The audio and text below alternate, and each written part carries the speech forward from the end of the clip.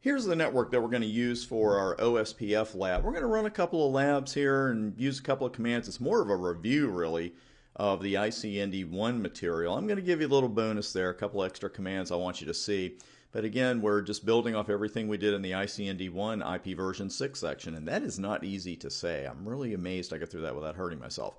So let's go ahead and check this out. We've got routers 2 and 3, direct connection, and they're going to be in area 23 over that direct connection, and routers 3 and 1, we're going to use the same link that we had in the previous lab in the EIGRP labs, and we're going to make that area 0. I already have unicast routing enabled from those labs, and I left that on. I have removed the EIGRP config, so I think we're ready to rock and roll here. Let's dive right into router 1. And first off, a little pop quiz here, IPv6 router OSPF. What else do I need here? Hint, it's a number.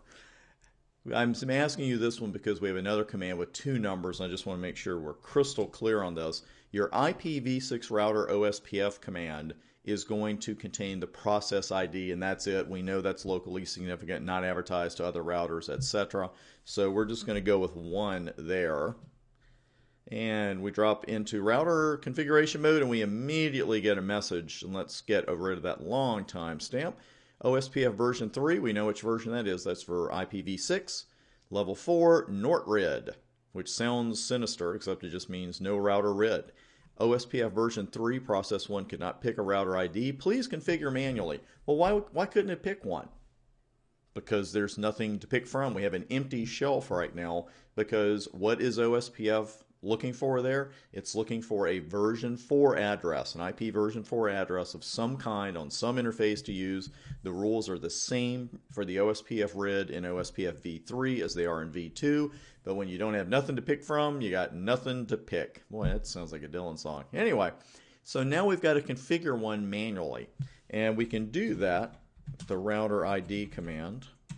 And we'll go with 1111 there. And you'll notice that it did go ahead and leave me in router configuration mode. It accepted the IP version 6 router OSPF 1 command. If I re-entered that, it's not the end of the world. But I wanted you to note that it did accept the command. It's just saying, hey, we can't even get anything started here until you put a RID in. So let's see. We'll go ahead and do the interface level command while we're here. And didn't need that. We're on serial 0/1. So what is the full command to put this interface into area 0? The full command. We're going to start, of course, with IPv6. And then we've got our choices here, some different things, but we've got OSPF is what we want next. OSPF interface commands. The next thing we want to put is the process ID. There are 2 numbers in this command when you're putting an interface into IP version 6. You got your process ID, which we're going to leave at 1. Then you've got to set the area, and then of course the area number is next, which can be put in decimal or dotted decimal format. I would have that command memorized cold for the exam, though, because you don't want to be looking at a multiple choice and saying, does the area come first? You don't want to be that guy. You want to be the guy or gal who gets that question right because they have those numbers in order in their head. So let's go ahead and head on over to router 2, because we know we're not going to have an adjacency until we're done. And it's IPv6 router OSPF 1. We get the message about the RID. We'll go with 2222 there, and the interface here is serial 0/1. IPv6 OSPF, process ID, area, and this is going in area 23. And that's all we need right now. Now on router 3, we're going to put a couple of a couple of interfaces into OSPF, but first, boy, it's hard not to put router there first. Wait for it. Boom. 3333. Then we'll go to, first off, interface serial 12 and IPv6 OSPF 1 area 0. This is the one leading to router 1. And you can see, we hope, that that is an adjacency that was just built. it looks good. We have ADJCHG there. Our long timestamp is knocking it off of there. And you can see loading to full with that adjacency, and we got another message immediately, loading to full. So really, it looks like we're loaded for bear. So let's go show IPv6 OSPF neighbor. And a couple of things here to look at, but again, this is something I really want to help you get over your IP version 6 anxiety, because that's the biggest problem with it. There's nothing here that you can't learn with IP version 6. You just got to get used to the different commands. The different addressing is the big challenge. Because if you look at this, if you've never looked at IP version 6 OSPF before, and I showed you this, you'd know what was going on because you know it from your earlier studies. Everything you learned, almost everything, there's always an exception or two, but almost everything you've learned so far about OSPF for good old IP version 4, it applies to version 6. Look at this. We got neighbor IDs. We know what those are. We know they're RIDs. We know we hard-coded them, but we also know the rules, how the router would pick a RID. We've got the priority of that interface. State is full. We have dead time, which hopefully is refreshing, and it is. Interface ID we're saving for future studies. That's the one difference, and we'll get used to seeing different things here with version 6. And the interface, that the adjacency is being created over. What's the deal again with these dashes? Remember that? These are going to be OSPF point-to-point networks by default, because that's what they are. They're point-to-point links. And the deal with those is, if we have a point-to-point link, by definition, how many points do we have? It's hard to ask that question without giving the answer. Point-to-point, right? We have 2 endpoints and that's it. There's nobody in the middle, or it wouldn't be point-to-point. Well, why do we elect a designated router in the first place? To flood news of a change on a segment, right?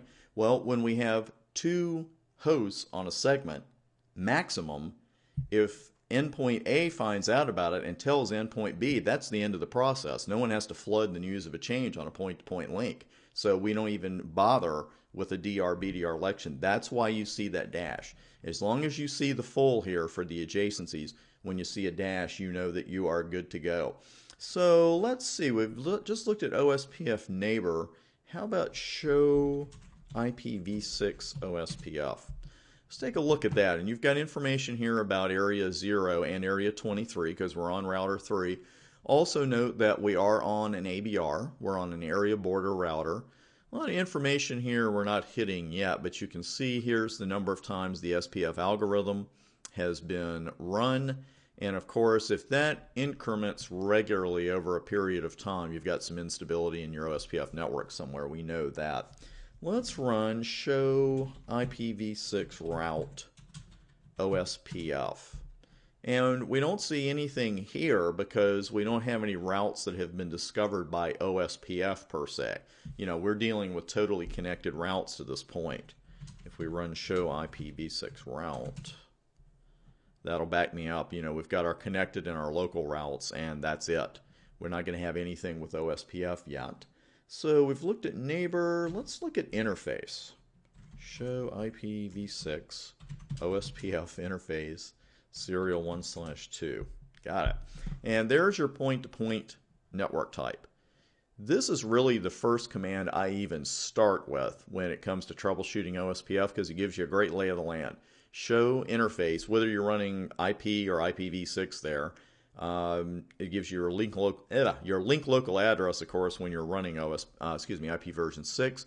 But here's your area number for the interface. Here's the process ID. Here's the RID. Here's the network type. Here's the cost. There are your dead timers, everything else. Here are your adjacencies. Just a fantastic command.